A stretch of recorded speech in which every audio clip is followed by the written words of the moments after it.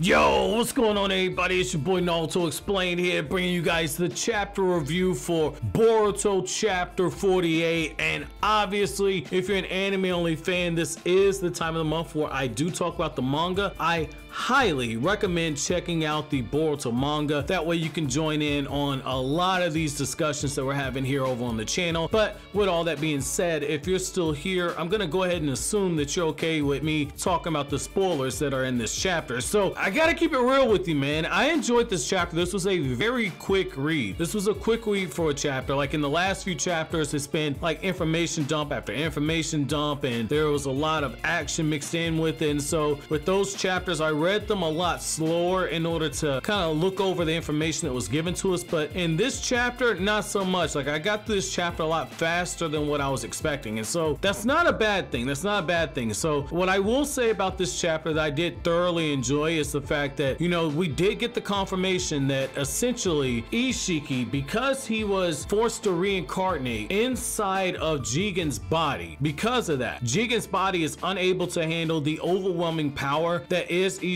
Otsutsuki. And so because of that fact right there, Ishiki says that he's only got a couple of days before Jigen's body breaks down on him, and essentially once that happens, Ishiki can die. And that's one of those times where when you look at it, like Amado really came through with the big brain chess move right here, because Amado understood, like, if I can get Ishiki to revive into this body right here, there's the opportunity to where Naruto and Sasuke, if they can hold out against him long enough, they can force Ishiki to pump out enough chakra to where he essentially kills himself. And so I thought that that was interesting. Like a really good analogy for this would be if you go back to like the very first Fast and the Furious movie, right? Like if you go back to that first Fast and Furious movie when Brian and Dom, they're racing each other, and Brian has all this NOS added to his car, and it gets to a point where he's actually destroying his own car for the hope that he can defeat Dom in the race. And it's because Dom's the better driver that Dom outlasts him and eventually gets the win, even though Brian's car had all this NOS in it. And so in this scenario, essentially Naruto and Sasuke would be Dominic Toretto, and Ishiki Otsutsuki would be Brian O'Connor. So I thought that that was interesting right there, because what you're essentially getting at this moment is that Amado understands, like, if Ishiki comes for Kawaki, we'll have to hold him off, and there might be sacrifices made, and if you guys fight him, if you guys stay close to Kawaki and you guys engage him in battle, there's a really good chance that this guy will break down on his own, and essentially he'll die, and we don't have to worry about Kawaki. And what I also like about this is the fact that, you know, Ishiki understands, like, Amado pulled one over on him and Kashin Koji, and that kind of goes back to, you know, what I've said in the past, like when it comes to how Amado is using Kashin Koji and how Naruto uses his shinobi. It's completely different things. So Amado understands that there are sacrifices that have to be made. Naruto understands that too, but Naruto's fully transparent. And so essentially what you get in this moment is that Ishiki is just talking down to Kashin Koji. He's telling, like, look, you're already a clone of Jiraiya, you know, Amado saw through everything, and I wonder if it's your pride as a shinobi is keeping you going, or whether it's your refusal to believe that that Sly Fox Amado got one over on both of us. So I thought that that was very telling right there. I thought that that was very telling, that essentially you're in this moment right here where Kashin Koji realizes that this is it for him, and yet he's never stopping. He's not giving up, and that's one of those things that you can clearly tell that he did inherit that from Jiraiya. But you know what I also liked about that moment right there is that, you know, you have these times in the chapter where they're playing very clear homages to Jiraiya's death, and so it's leading you into a false sense of, oh man, Kashin Koji's gonna get killed. And you know, even myself, I had to check myself a couple times because I saw some of the panels and Ikimoto redrew some of the panels. Like there was this one panel where you see Kashin Koji, he's pinned down, and the way that he's looking up is drawn in the almost exact manner that Masashi Kishimoto drew the panel where Jiraiya was getting ready to look up and he was getting ready to start etching the hidden message on the back of the toad. I thought that that was a very nice homage. Like the only thing I would have liked to see right there was just a little bit more of a slowdown on that, but I will give Ikimoto credit on this. When it comes to some of his action sequences, you know, I've been talking on Twitter probably in like the last month or so, just saying like, hey, next chapter I would like to see Ikimoto kind of play with his anticipation a little bit more. That way he kind of leads into the impact shots better, because that's one of the things I've said, like he kind of rushes towards the impact shots. Well, in this chapter, you know, you have a really brilliant scene where Ikimoto actually takes his time on it, and the scene that I'm referring to is that moment where after Kashin Koji uses his lion mane, right? So after he starts using the lion's mane jutsu, you have this moment where you see it how Kashin Koji, he's whipping his head, and then in the next panel you see how his head's changed direction, and you see Jigen's body just lifted all the way into the air. You see Ishiki lift into the air, and then in the next panel below it you see how Kashin Koji is starting to whip his head downward, and then in the panel right below it you get the impact where you see that Ishiki's body presumably has hit the ground. That is probably one of Ikimoto's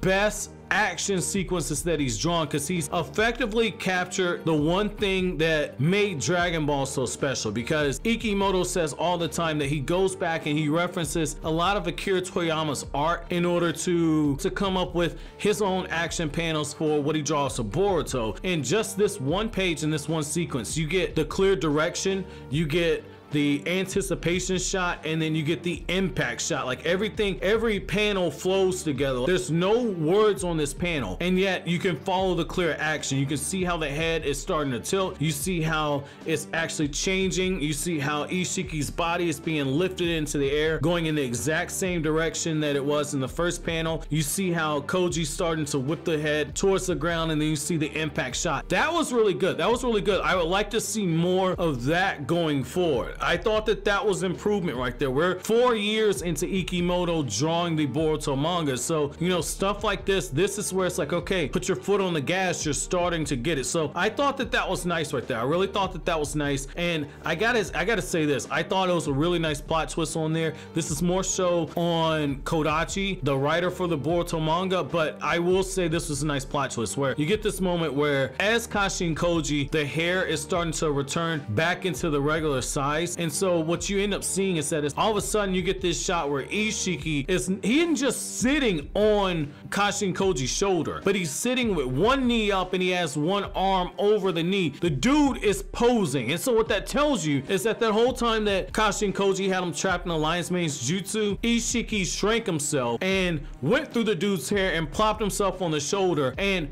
by talking to him saying no matter what you do, it'll be futile. What that tells you in that one moment, and that's why Kashin Koji has this shocked look on his face, because if Ishiki wanted to, he's right by Kashin Koji's ear. He could have just as easily sent a chakra rod and sent it through Kashin Koji's skull and killed him right there. I love that. I love that. So part of what makes a good villain, it isn't just, oh, they're an overwhelming force. It isn't just that. It's these small moments where you see their arrogance come out. Don't get me wrong, like Ishiki, there's a lot to be desired in terms of whether or not he's like a great shonen villain. There's a lot to be desired there, but the small moments of characterization like this, I like this. I like this. I want to see a little bit more of this. Like when he goes to fight Naruto and Sasuke in the coming chapters, I want to see more of this arrogance. I want to see more of this arrogance right here. More of these badass moments, because I feel like you can start using this to start building more so on the character, because we know what his goal is. We know what Ishiki's goal is, but now we need to start seeing more of that arrogance. Like he's an Otsutsuki. He views human beings as being inferior creatures. Now we need to see that overconfidence. So I like that little shot right there, because he's essentially toying with Kashin Koji. So that was a really good shot. That was a really good shot. The only thing I would say to make that a little bit better is in that panel where the hair is going back, you have that one moment where Ishiki, there's a reveal before you see Ishiki on the shoulder. That's the only thing, but given the fact that Ikimoto's taken some strides, in particular with his action, I think that as time goes by, that will be something that he incorporates more so into it. So I'm gonna wait and see on that, but that was a missed opportunity, but I think the anime is gonna capture that better. Now, the other thing is I like how you get this moment where Ishiki, as he's just continuing to talk trash, Kashin Koji says, I ain't having none of this. I ain't having none of this at all. And so he ends up going with another one of Jiraiya's jutsu, and you have all these hair spikes just popping out all over the place. And you get this moment where Ishiki still manages to evade, but what he does is he ends up flying into the air. And as he flies into the air, Ishiki's continuing to talk down to Kashin Koji. So that's cool right there to see that aspect of, because Ishiki tells him, he says, my whole body is overflowing with tremendous power, but that's also why it'll only be a matter of time before this body destroys itself as well. At best, I'm only gonna live for 2 to 3 days. And then this when he drops the bombshell on him. He's telling him, you're gonna die here. You were never gonna be able to defeat me. And Amado knew that. Amado knew that. And I like how, you know, Ishiki even admits it to himself. He says, Amado put all this into play. Basically, Ishiki understands that Kashin Koji was never meant to actually kill him. Kashin Koji's purpose was to, number one, force Ishiki to reincarnate himself. And then number two, it was to force Ishiki to start using more of that power. That way he starts speeding up the amount of time that it's going to take before Ishiki is eventually going to kill himself. So I like that Amado's playing. You're just seeing the true brilliance in it. So I thought that was cool. And I like how even despite all this, you still have that moment where Kashin Koji is like, look, you know, I'm still not giving up. You know, we're going to settle this right here. You're not going to be able to reincarnate yourself after this. So I thought that was interesting. And I also like how you get this moment where Ishiki is eventually saying like, look, you know, Amado played you, dude. You know, while you're here risking your life against me, this guy, he ran to Konoha, and the only reason why he ran to Konoha is because he needed the help of the Uchiha and he needed the help of the Hokage. You were never in the end game right here. And you just see the realization on Kashin Koji's face. So I thought that was a nice reveal. I thought that was a really nice reveal. And if you really look at the panels on this page, like Ikimoto used more panels in this page in order to convey a greater sense of emotion. There's more close up on the eyes. So again, that's stuff that it wasn't just me. I've actually gone back and found some older interviews. Masashi Kishimoto was telling him to start learning to use the character's eyes a lot more. So this is nice to see that, you know, that is something that the guy has been working on, that I haven't been 100% crazy on this, because even Kishimoto's told him. Kishimoto's his editor. So I'm glad that we're actually seeing that Ikimoto is putting a little bit more into these chapters. It's gonna make it a lot easier when it comes for the anime to adapt this, because it's gonna be a lot easier to storyboard. So that's gonna be interesting just to see how he continues to grow from here. Now, what I also like is the fact that, you know, you get this moment where, you know, Ishiki continues talking down on Kashin Koji, and he tells him like, look, you know, I'm gonna teach you a lesson. You know, you're a tool, you're a shinobi, you aren't praiseworthy. Essentially, he's basically saying that this whole shinobi creed, the way the shinobi, this is a tired concept, and he says you're just a pawn that's supposed to be sacrificed. And so what I like in this moment here is that we get the huge reveal. We get the huge reveal that Kashin Koji can go into Sage Mode without help. So in this sense, Kashin Koji has actually surpassed Jiraiya, because Jiraiya, he could gather nature energy, but he also needed Manpa Toad in order to help him. He was not a perfect sage. In this case with Kashin Koji entered into his Sage Mode perfectly without any type of help from anybody else. He did it in those moments. Like, again, just going back to what I've said before, I felt like a little bit extra buildup would have gotten this, where you see this, the pigment starting to change instead of just one big panel where his eyes have actually changed. I thought that probably could have sold that over a little better, but you know, I have faith in the anime to actually make that reveal a little bit bigger. Now, the other thing I'll definitely say is that I like how, you know, Amado basically reveals to everybody like, hey, Shikadai was okay. Shikadai was okay. He was never gonna die. And I mean, that was pretty much obvious to everybody. Everybody knew like, oh, there's no way they're actually gonna kill Shikadai. There's no way they got the balls to do that. And I made a video probably about 3 or 4 months ago, and I said like, it would make a lot of sense if one, he either killed Shikadai or he did something like it was a genjutsu, or it gets revealed that it was essentially a decoy, a ploy, in order to essentially let Konoha know that he was not playing, and that if he's willing to go to extremes to make them think that he would kill a child, that his essentially his intel, that the sense of urgency he has is real and they need to take him seriously. So I like how that does get proven to be correct. And so essentially get this moment where Amado, he looks over everything, he's like, yeah, okay, there's no problems with this charter right here. I like this. I'm loving this immunity right here. I'm loving being a Konoha citizen. And that's when Shikamaru looks at him. He says like, look, you know, this is only gonna pertain within the village. You do not leave Konoha unless you get authorization from me and Naruto. So it can't be one or the other. It's a check or balance system in place here. And what I also like about this is that it's further cementing that when it starts coming to who's 8th Hokage, you know, jokes aside, I'm not gonna say 10-10, but when it comes to who's 8th Hokage, you know, I've said before there are only 2 candidates for the 8th Hokage position according to the Boruto movie novelization, that being Shikamaru Nara and that being Sakura Haruno / Sakura Uchiha. And so what I like here is that you see exactly who it is in the pecking order first. Like if Naruto's the heavyweight champion, then Shikamaru's that #1 contender, because Shikamaru's telling like, look, like, you know, it has to be me as well. So I like that you see more there, because they kind of hinted at that when all of a sudden Naruto goes missing and Shikamaru was the one who immediately took control. So I like that you're seeing more on that. And I also like how you get this moment where Amado's just being completely arrogant, and Sasuke even looks at him at the corner of his eye like, this motherfucker right here, because Amado says, that's fine, you guys do as you please. And I like how you also get this moment where, you know, Katasuke, he's foaming at the mouth at this point. He's foaming at the mouth because he's like, hey, you know, we also get unlimited access to all of your technology licensing. So you're gonna be working with us, buddy. And what I like on that moment right there is that, you know, Amado's like, hey, look, it is what it is. It is what it is. And, you know, you get this moment where after Shikamaru tells him like, look, you promise, deactivate Shikadai's bomb. That's what Amado says. Ha, it was just a regular collar, you guys fell for it.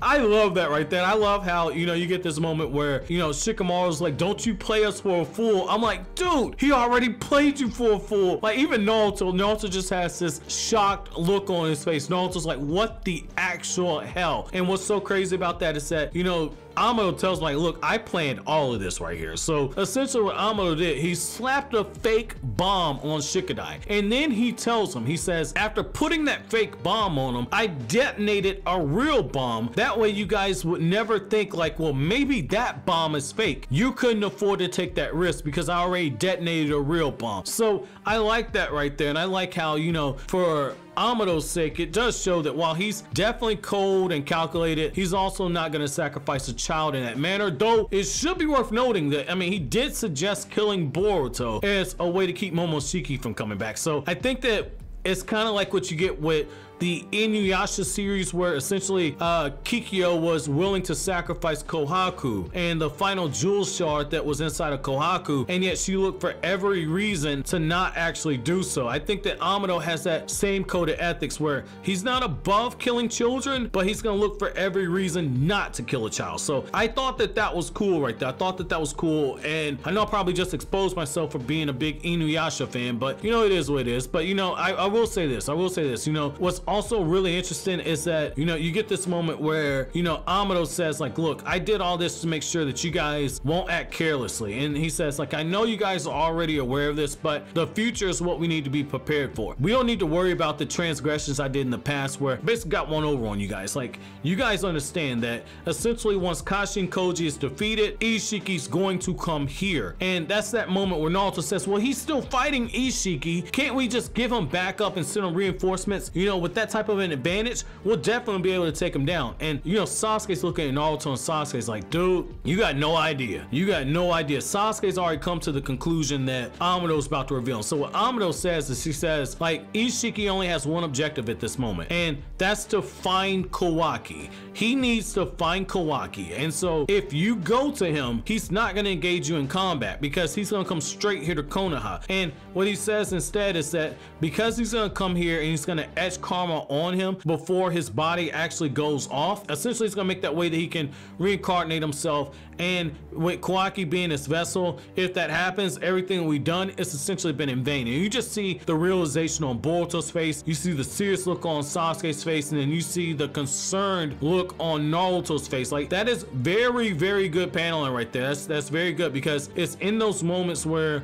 you see three characters have three different responses to the same crisis, and yet they're all taking the situation deathly serious. So I thought that that was interesting. I thought that was interesting. I thought that that was good. Now, the other thing is that I like how, you know, you get this moment where Katasuke's looking around and he says like, if we don't stop this guy, if we don't stop him, essentially he's gonna go on a rampage and he might destroy the whole village. And Amado says, well, since Kawaki's here, you guys can hide him away, evacuate the citizens. However, if you're gonna hide hide Kawaki away, there's something that you need to do. You guys need to stand by and protect him. So that goes into what I've been saying when I said, like, hey, you know, I think that Kawaki's gonna be hidden away and that Kawaki's gonna have somebody powerful stand guard on him. My money was that somebody like Kakashi would stand guard over him, and that you would essentially have Sasuke and Naruto go on the front lines to try and battle a weakened Ishiki. However, it looks like they're going a different route in this situation. So essentially it looks like you're gonna have Naruto and Sasuke stay there to protect Kawaki, and they're gonna allow everyone else to try and stop Ishiki. So that might be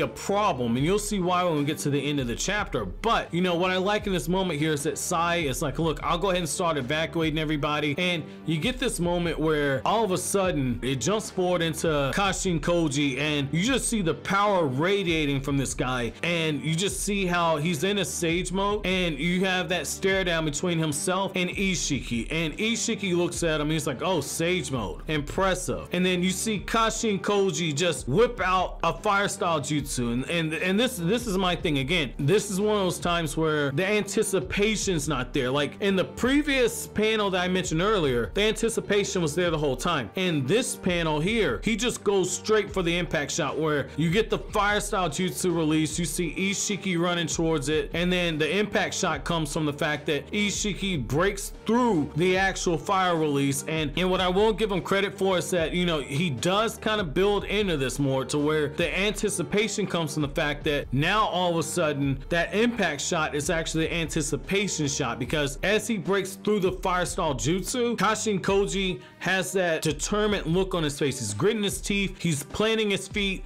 and then Ishiki immediately throws a punch and Kashin Koji blocks it, and then you get this really cool exchange where Kashin Koji is using a fire style blaze attack. And so what this ends up happening is Kashin Koji punches the guy, and then this fire style chakra that's released from the actual punch. And so as Kashin Koji and Ishiki are just swapping hands, and they're on some real macho stuff, like they're standing right in front of each other like two heavyweight boxers just slugging at each other at point blank range. Like that's so alpha right there. I like that, and I like this is a really good shot right here. I like how the actual ground itself is cracking under the pressure of the chakra that both of these people are putting out. This was a really good shot, from the way that the lines are drawn around it, to the way that everything's cracking all around, the way that the smoke is billowing up, the way that you see how Ishiki's covered in flames at one point, and then Ishiki uses his dojutsu to shrink the actual flames. That's really nice. And then you get this really good impact shot where Ishiki just levels Kashin Koji, sends him flying backwards, and then that's when you get this moment where Kashin Koji does his backflip, he's back weaving hand signs, and he whips out this huge fire style jutsu that is a sage art fire style jutsu that's too big at the time for Ishiki to shrink the entire thing. So he shrinks some of it, and that's when Ishiki's just talking trash to him, saying like, look, you're so lame, Kashin Koji. But this is the crazy thing, this goes back to the Naruto element of it, where you see Ishiki looking, and then the big reveal comes like, oh, Kashin Koji's not there. And then you see in the next panel where Kashin Koji is descending into the panel, and it's the move hidden behind the move. So I thought that was interesting. I like how Ishiki is caught off guard with Kashin Koji, where he's got the giant sage art Rasengan, and he's trying to hit Ishiki with it, and yet Ishiki appears to be at a bit of a disadvantage. But lo and behold, what ends up happening is Ishiki closes his eyes, and if you look at the eye pattern actually changes. That goes back to what I told you guys in my video last month, that Ishiki's eye had 8 separate dojutsu abilities. Now if you look at his eye,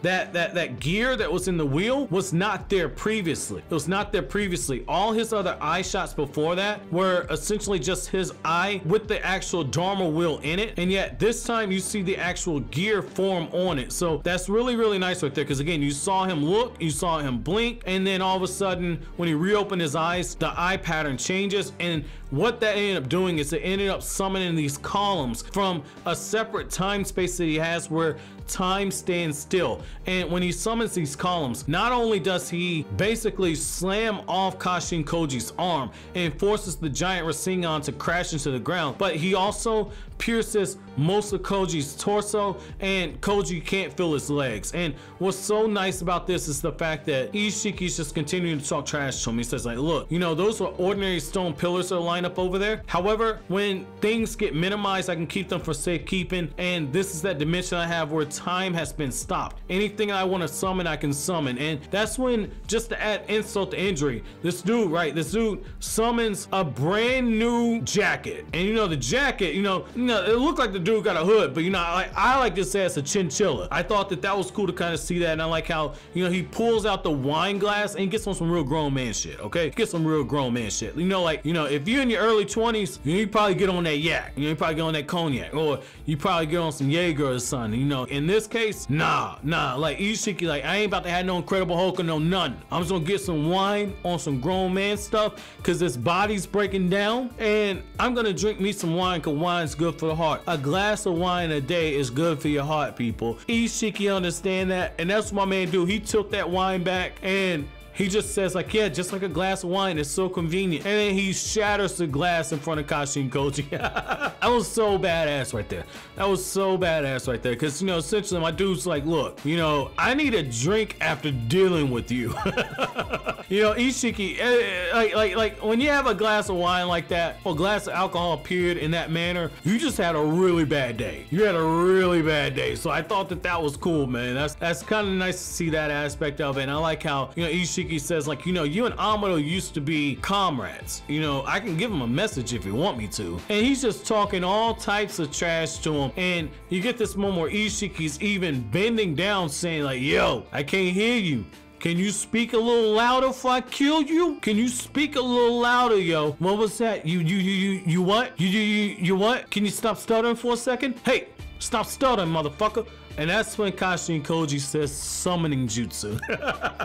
He says summoning jutsu. He summons this huge toad. And before Ishiki can do anything, the toad swallows up Kashin Koji, and then Kashin Koji immediately does a reverse summoning after the fact. And Ishiki says, well, where's an injured dog gonna scurry off to? Is he gonna scurry off to his master? Maybe he wants to tell Amado himself how he really feels. So I think that we're gonna get a very heartbreaking scene in the next chapter. Naruto's gonna see that Kashin Koji is a dry clone. That's gonna be heartbreaking to see Naruto with that reaction, because Koji, his body's been essentially broken down. He can't feel his legs, his torso's been crushed, and his whole arm's been ripped off. So that's gonna be interesting to see Naruto's reaction to that, man. That's gonna be interesting. But you know, you get this moment at the end of the chapter, and this is probably a video of itself. Sasuke has this moment where he looks at Boruto. Boruto's just talking to Naruto, saying like, I want to help in the fight too. I'm worried about your safety. You guys compete Jigen, and now this guy's supposed to be even more powerful.